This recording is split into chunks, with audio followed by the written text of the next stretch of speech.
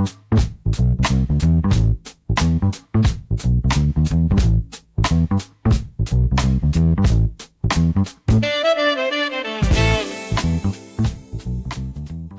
right. Welcome back to the show, everybody. Welcome back to the show. We got me, Suleiman, and my boy Tony here. We are back for segment number 2. So we're going to talk about hip hop and today's black man. And then we're going to go a little bit into a little bit more civil rights and the fight for dignity. I got a couple things to say on that. Reclaiming our narrative, the narrative of black people, the narrative of black men.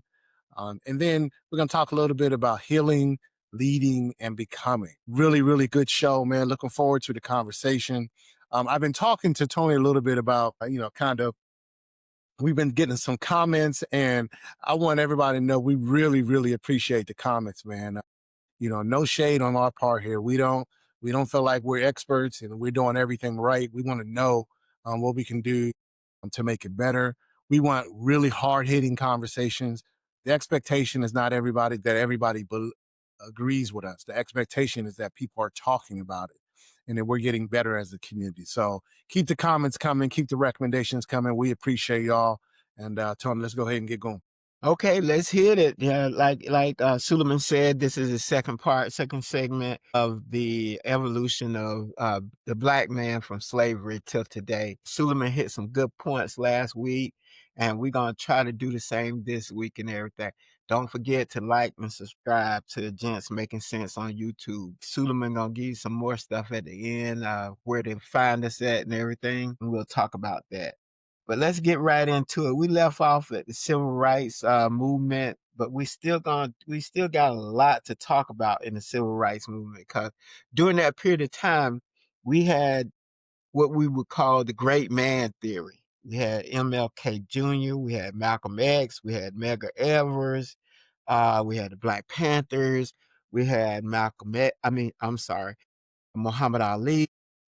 We had all these big figures that played a great role in the development and the moving forward of the culture of the black man, kind of getting us into our own stride, taking back our power, and showing people that we could lead, and taking it in some cases. And I think, to me, and then before I hand this over to you, Suleiman, to me, I think this was one of our greatest eras, because we had a widespread spectrum of leaders. It's something that you've been talking about for a long time. You don't have this one leader. You got to have a community of leaders. And we had this wide spectrum from MLK to, nonviolence, to Malcolm X and Any Means Necessary, and everything in between. So Black Panthers showed that we had strength, that we could be strong and still be compassionate and take care of our community and take care of our women. And Muhammad Ali showed that he could not only be a fierce boxer, but he could be a spokesman for our community and do it in an eloquent way. So to me, this was a good period to show what we could do. Go ahead, Suleiman. Tell us what you're thinking about that era for you. Yeah, I agree with you, 100%, man. I mean, as you mentioned, I've always said, particularly on the show, is that, black people are not monolithic, meaning we're not just one. We have many different personalities. We have many different skill sets, educated at different levels, our intelligence at different levels. We are not going to get where we want to get as a people trying to get everybody to follow one person. And I call that the Messiah concept. Is we need to have many different ways, many different tools, many different paths to get us where we want. And I think the example I gave is one of the brothers from Nation of Islam was basically saying that as long as we have one goal, we can operate like the body. And the human body operates to ensure that the human body is able to operate. There are many different organs that do different things to get the human body to be as efficient as it can be.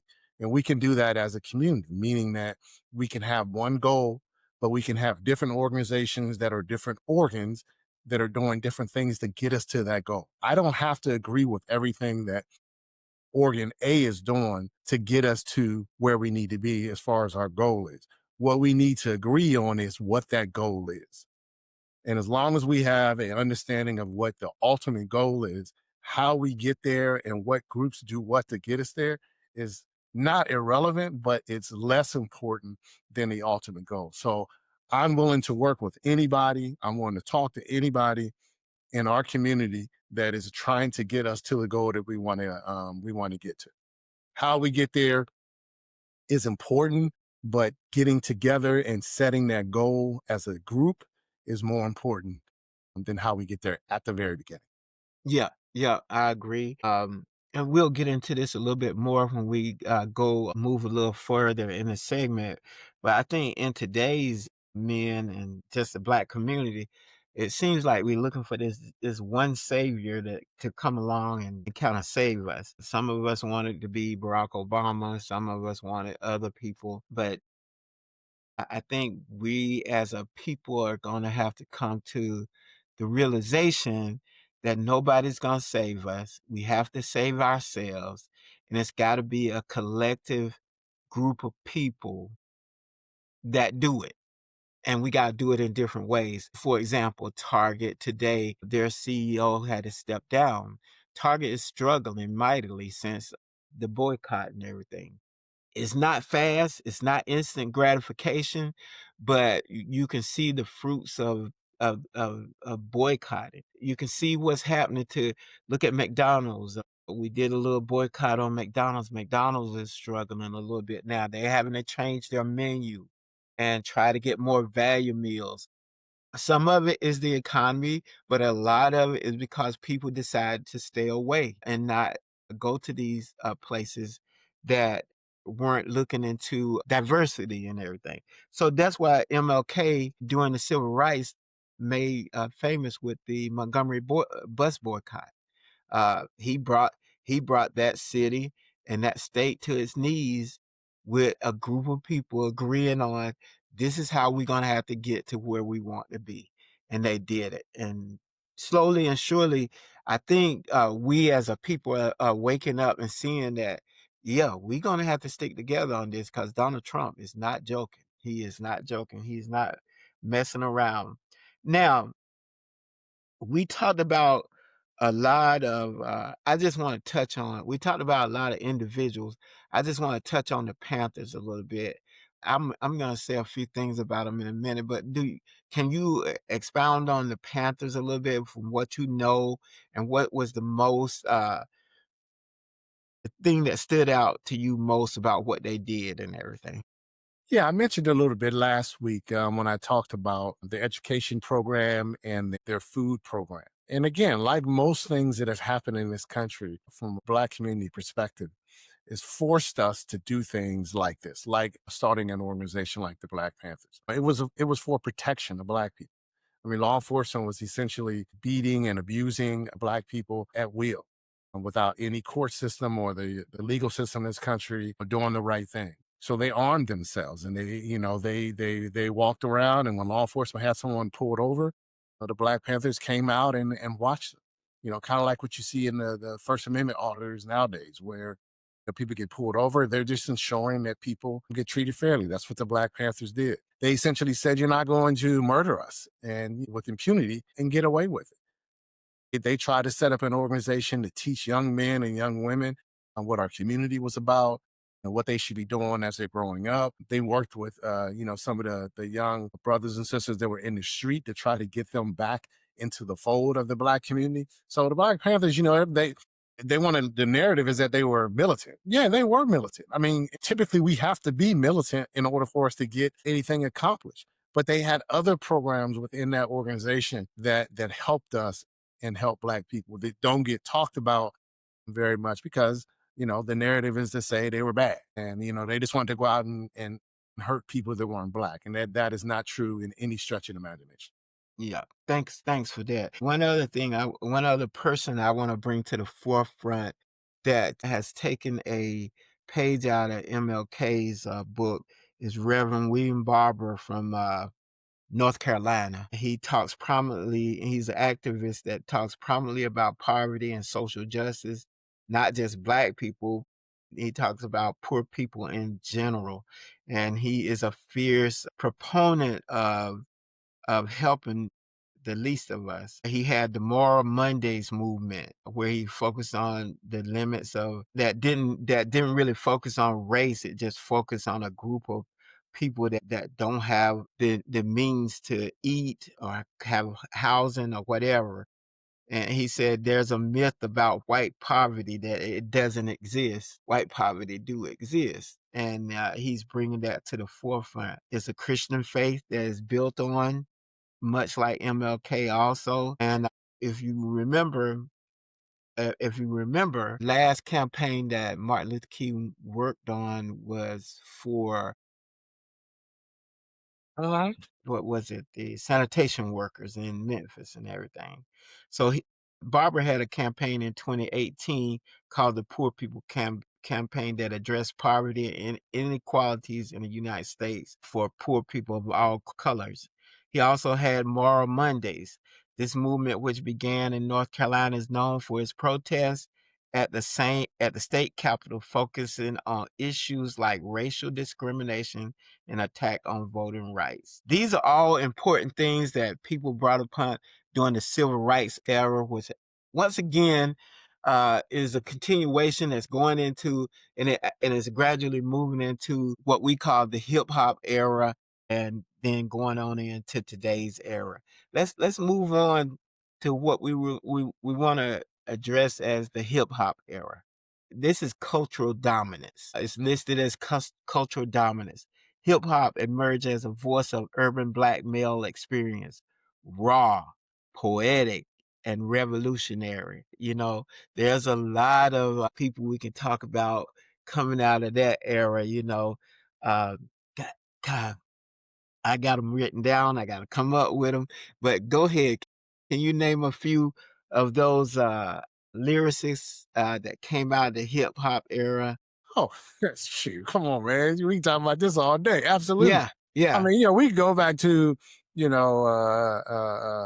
Sugar Hill Gang. We can go back to Sugar Hill Gang. We can go back to Curtis Blow. We can go back to, the late 80s dudes, Public Enemy, KRS-One. Yeah, there's the one. Eric B. Yeah. Public Enemy, KRS-One. Those are the ones I wanted. You hit the nail on the head with those. Run DMC. They did some good things too. Grandmaster Flash. I mean, you can name Flash and the Furious Five, man. I mean, come on. We could Dougie Fresh. Dougie Fresh, Heavy D and the Boys. Mm-hmm. Money Urban Mount Vernon. You could talk about, as I said, Public Enemy, Salt and Pepper, Queen Latifah, all those, Roxanne Shante, Too Short from the Left Coast, Sir Mix-a-Lot. I mean, you could talk about Hammer, MC Hammer. I mean, they brought the hip hop up, man. I mean, there's some good dudes and chicks in the 90s, man, but the 70s and 80s, man, I mean, that was those are the years of hip hop, man.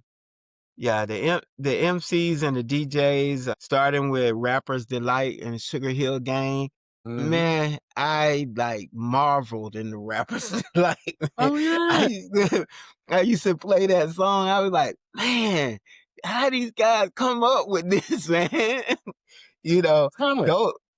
Those are exciting songs, man. The style, these three guys, all three of them, you knew when the mic changed hand because they had different rhythms, different ways they spoke and everything. Houdini, how you talking about Houdini? Yeah, oh yeah. What's old boy that I can't think his name. Him and Big LL. Big Daddy Kane. LL and him went at it back in the day. Yeah. I mean, they talked about what was happening in their hood. Yeah. That's what was going on. It was something that you had to listen to. And then when white children, white kids, white teenagers start listening to it, it brought it to the forefront of America because you had to start listening then because everybody was buying it, you know? Yeah. And white kids were playing it in their houses and their parents were looking at them like, oh, what is this, you know? But it was educating people while it was entertaining people. Unlike, and this is my personal opinion, unlike 80% of the rap today, it don't educate you on nothing but how to get a hoe, you know, or whatever. Well, I mean, But we can look at that, and I mean, I get it. You know, young kids like to listen to different stuff, and no shade from me. no, no shade.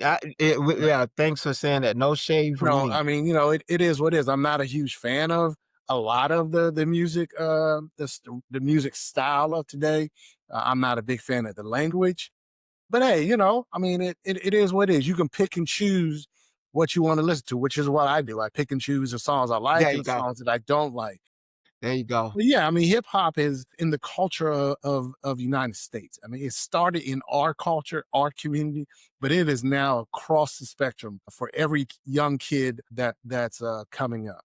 Yeah. What I don't like and what I would like to see us as a people get better at is, and I've said this on the show before as well, is that our community is we value young, and you know what I mean, and Mm, being young. yeah. We have 50-year-olds and in a lot of cases 40, 50, and sometimes almost 60-year-old men walking around looking like kids. I mean, you can't tell the difference between what somebody's grandfather looks like and what the grandchild looks like. You can't listen to them talk and see the difference between somebody who's 50 and somebody who's 15. And what I would say to that is, those of us that are our age, think about when we were younger. Think about our grandfather. Think about our grandmother. I mean, was our grandmother at 45, 50 years old doing the stuff that 45 and 50-year-old women do today? Was our grandfather at 50, 55 years old dressing like what 50-year-olds dress like today?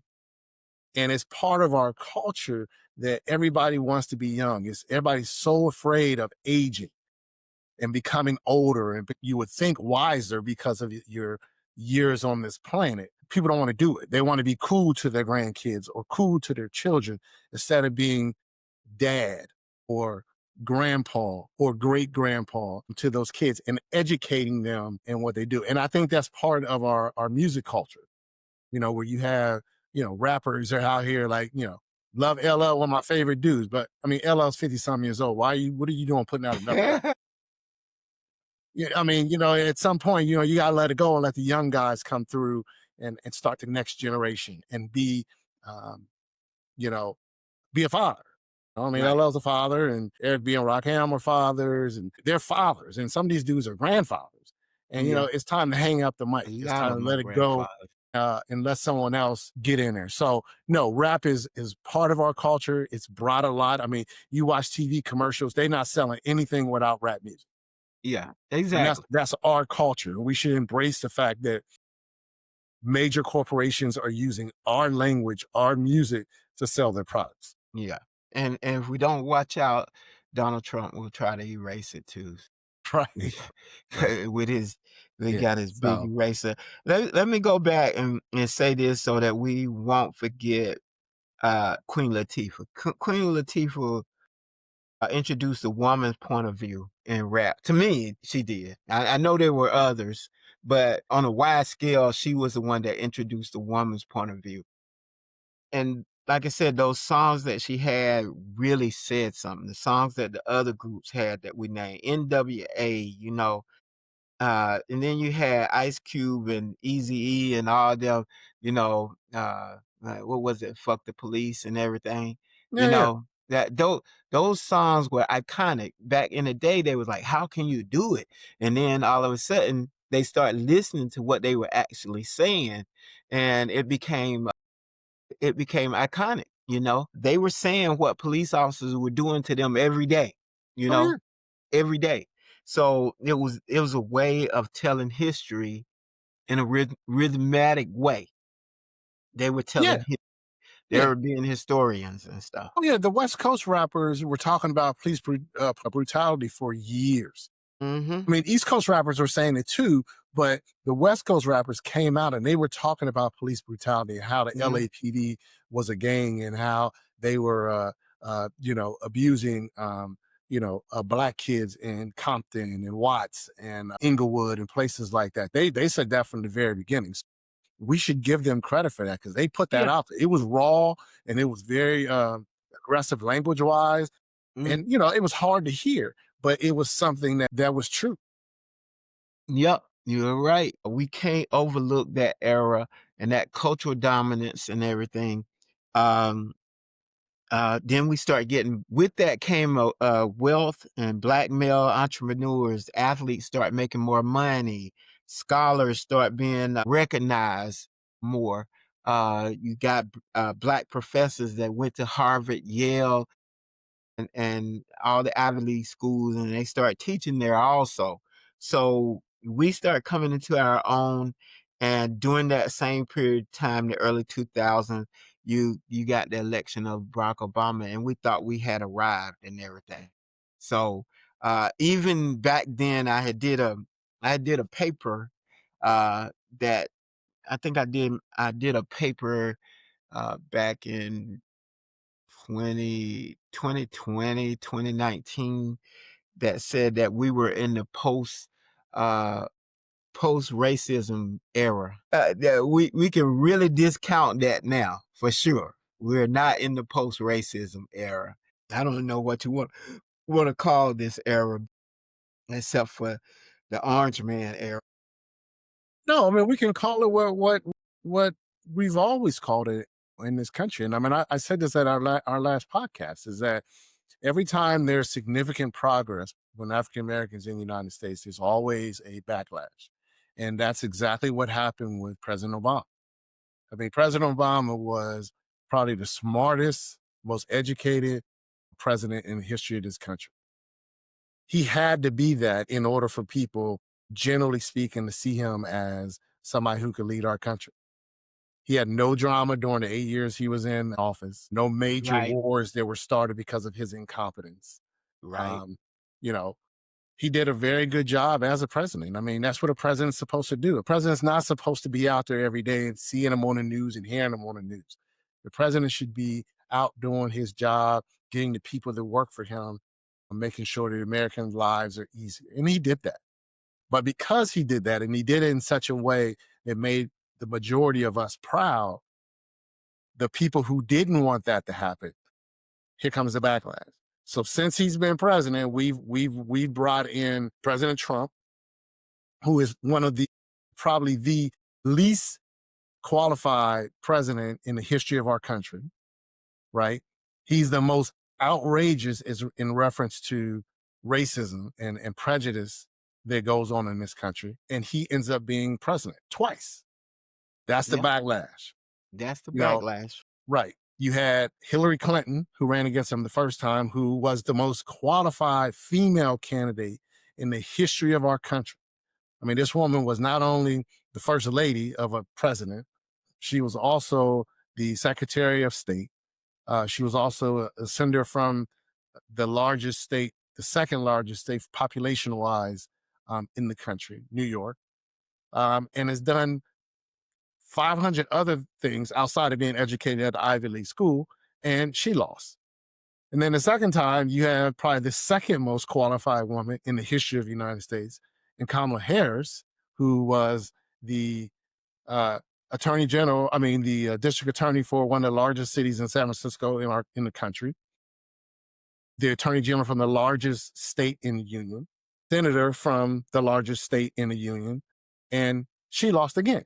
So is backlash. And Yeah. that's what you see. They didn't like the fact that President Obama was president. They didn't like the fact that Kamala Harris was running for president, that Hillary Clinton was running for president. So people voted against their economic interests as well as their social interests and their political interests, Right. and elected this man president. Yeah, Mitch McConnell said it and stood on it, and I think white America in general, MAGA to be specific, wanted to see what he said. Mitch McConnell said he stood in the halls of Congress and said, "It's my job to make sure that Barack Obama is a one-term president.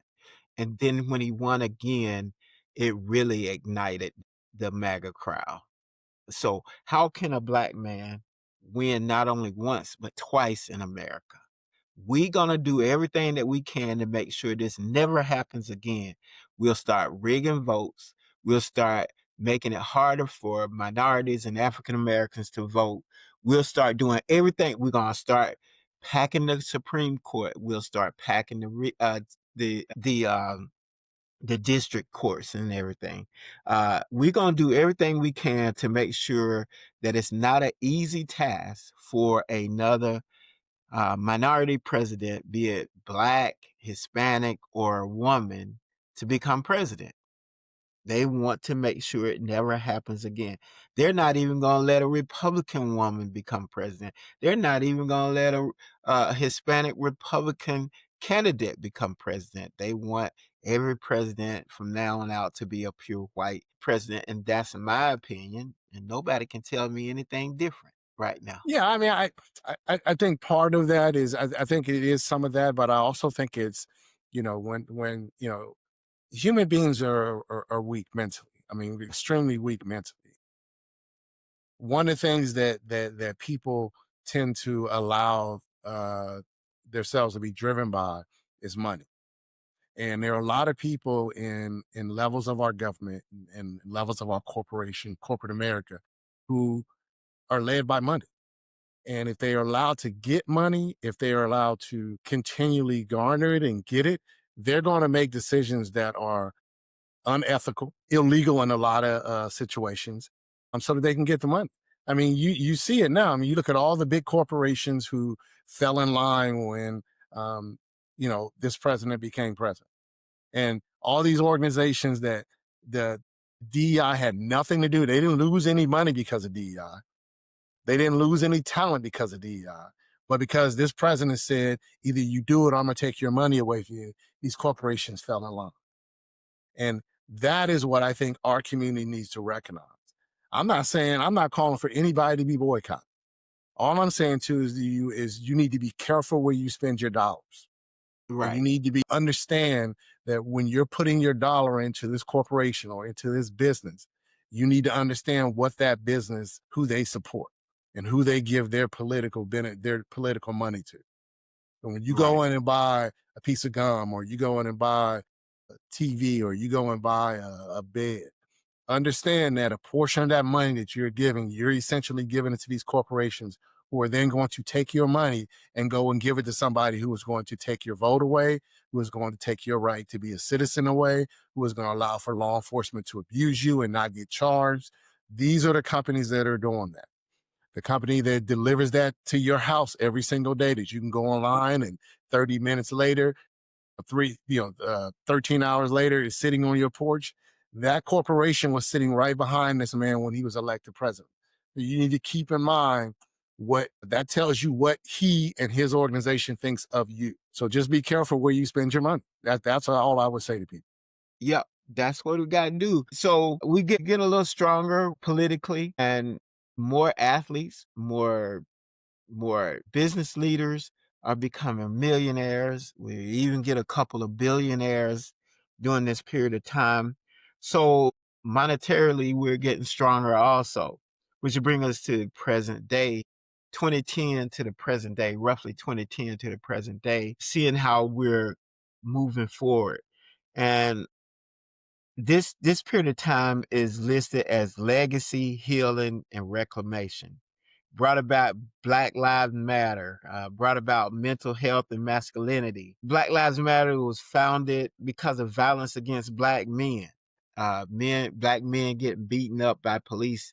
Something that we talked about earlier, that was going on earlier, that we had gotten back and to that now. Black men were getting killed.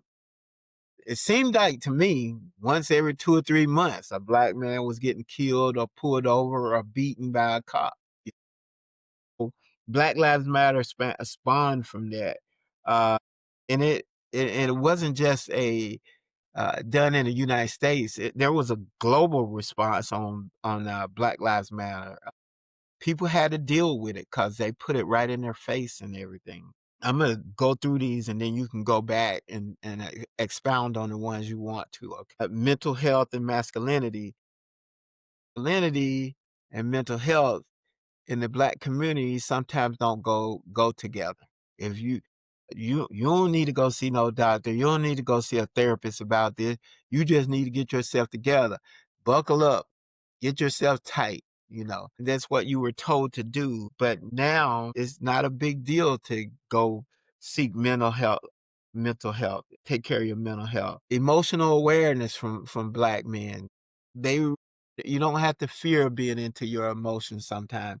Prostate cancer was an issue, is still an issue. I've had my battle with prostate cancer. Thank God I'm a cancer survivor now. But because of prostate cancer, I had to see a therapist because it messed with your mental and everything. And so I just couldn't get what I needed from just trying to be a better me or talking to my family. I had to talk to an expert about this. How do I control my mental when I'm dealing with this thing that could kill me? You know what I'm saying?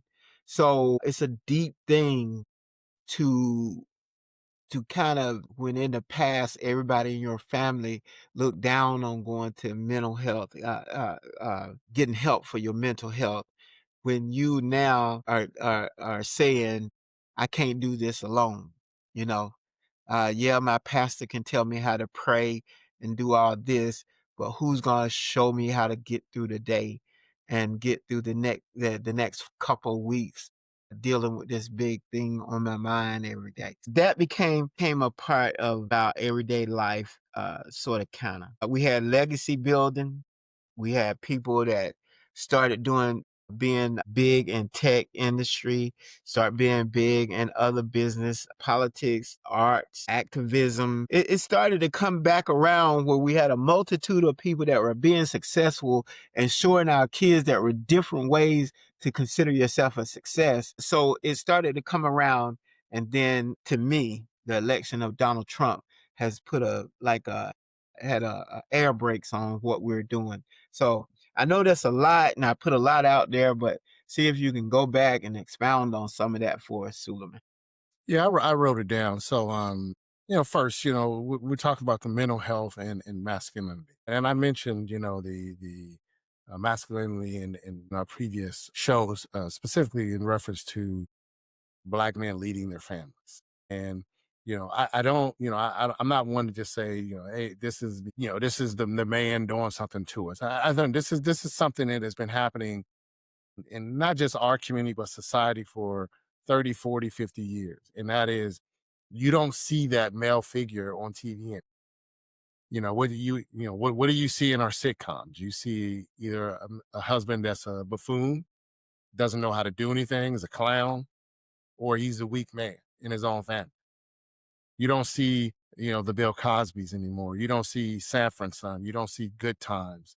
You don't see the Jeffersons, where the man is in charge of his family. He's the provider. He makes the majority of decisions. You see the buildup of the Black man in the family. You don't see that anymore. You see buffoonery, and you see he's got to be somebody who's making jokes all the time and always laughing and can't do anything. And that his wife runs the house and she's the person who runs the home. That's what you see on TV, which is why we have what we have as far as masculinity is concerned in our community. I would say to men is that, being physical is not being the patriarch of your family or being a masculine man. It's not just about being physical. It's about, shouldering the stress of the family, shouldering the pain of the family. That's what men do. That's what you're supposed to do. That's why you're there. Being the final decision maker in your family for the most part, making sure that your kids are doing the right thing and being the practical person in your household. That's all part of masculinity. And getting mental help. Go to a therapist, get yourself reset. Nothing wrong with it. I do it every single year. Go to a therapist, just talk to them. You have to talk about anything specific, just get a quick reset. Hey, am I moving in the right direction? Something I need to auto correct here, anything I need to do to change. Talk to a therapist that you feel comfortable about. Emotional awareness. There's nothing wrong with being emotional. I don't necessarily have a problem with that. My problem is that people who are overly emotional. And I've always been the type of person, and my father taught me is that sure you can cry, but the reality is that when those tears stop and they dry up, and you're not crying anymore, that problem is still there. So if you're overly emotional and you're constantly, you can't focus on the ultimate goal because you're emotional. That's the problem where I have. That's where I come in and I have concerns. You can be emotional. If that's your way of getting the stress out of your system, I got no issue and no shade. Do what you want to do.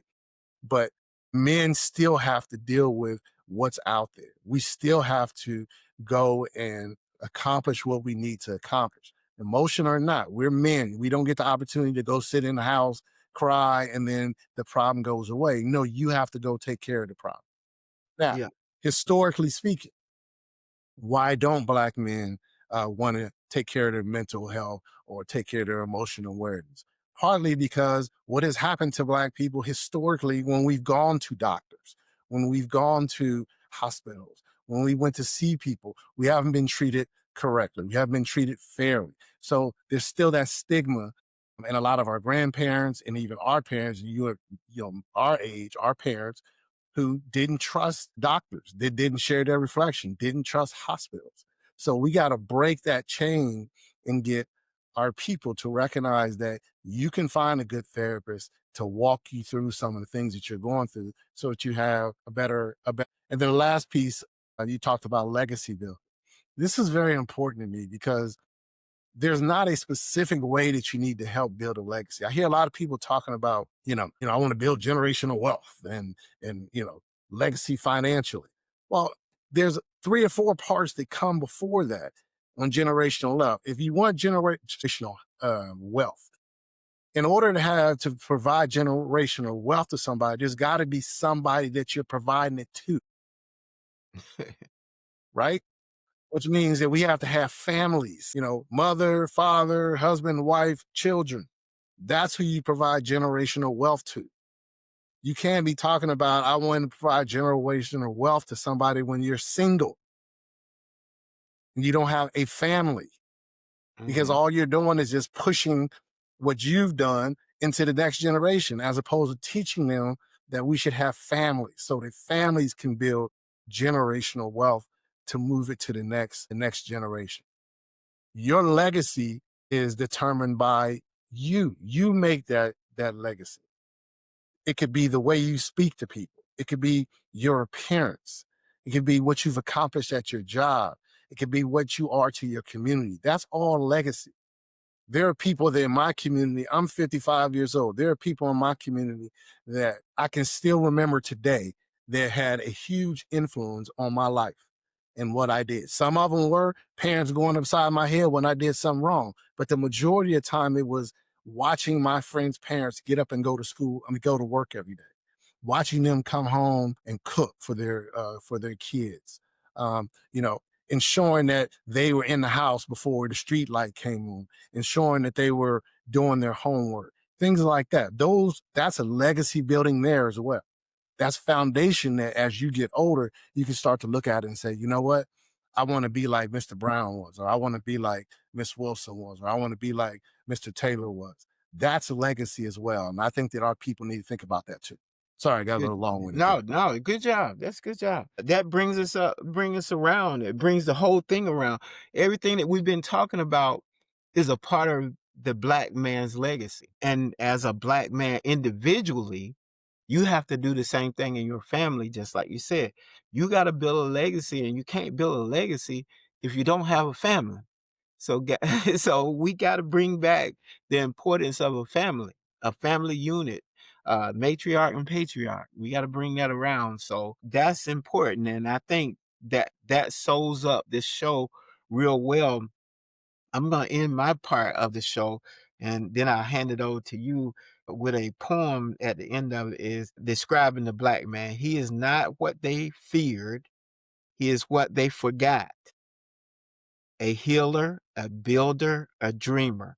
The Black man today is not just surviving history, he's rewriting history. Okay, that's mine.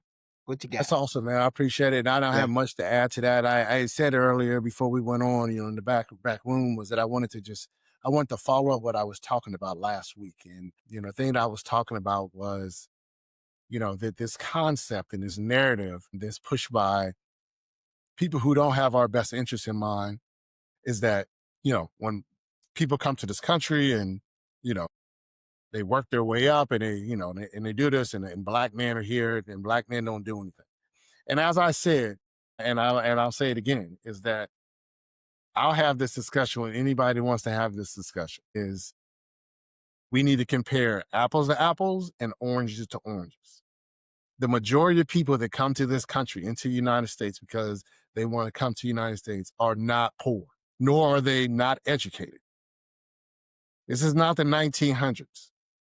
This is 2025. The majority of people that come to this country, because it's expensive to come to the United States from wherever you want to come, they are coming here with more than their great, great, great parents did and more than our great, great parents did. They're coming here education. They're coming here with better education, more money, and an easier time getting here. So don't come to the United States and then thumb your nose up at black people in this country. You want to compare yourself to me? Let's compare it. I have no issues at all with you comparing what you received in your country to what I received here in my country, and let's see where we stand. My message to black men and to black people is you are not inferior to anybody. Your ancestors built this country. This is your country. You're not here. You're not a foreigner. You're not an immigrant. This is your country. Don't let people come here and tell you that you're inferior, that you don't work hard. They wouldn't be here if it wasn't for the work that your people put in to allow them to come here. We didn't leave our country. We aren't leaving the United States and running back to Africa. We're here. We fought here. Those people are leaving their country and coming here. So they're running away from the problems in their country to come here. So don't let them come here and tell you that you're inferior and that you didn't do anything to make this country what it is. You did. And if anybody wants to have a conversation about where black people are, what we've accomplished, comparing apples to apples and oranges to oranges from any country in the world, I'll have that conversation with you. And I'll end it with that. Okay, well, good.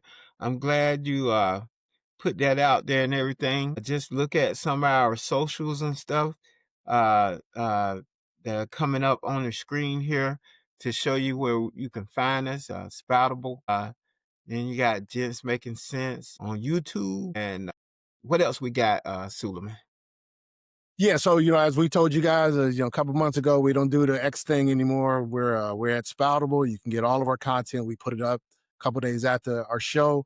But the easiest place to get us and to communicate with us is via YouTube. So go to Gents Making Sense. Tony, you'll have up the shows up almost immediately or definitely by the next day.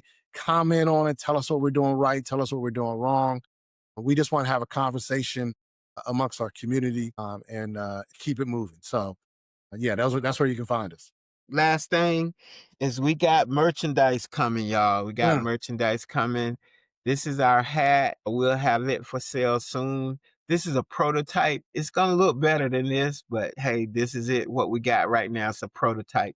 But we're gonna have hats, t-shirts. Hopefully we'll have some polos and we'll have them out there for y'all to support us and everything. So try to support us whenever you can. We appreciate you coming out. Peace.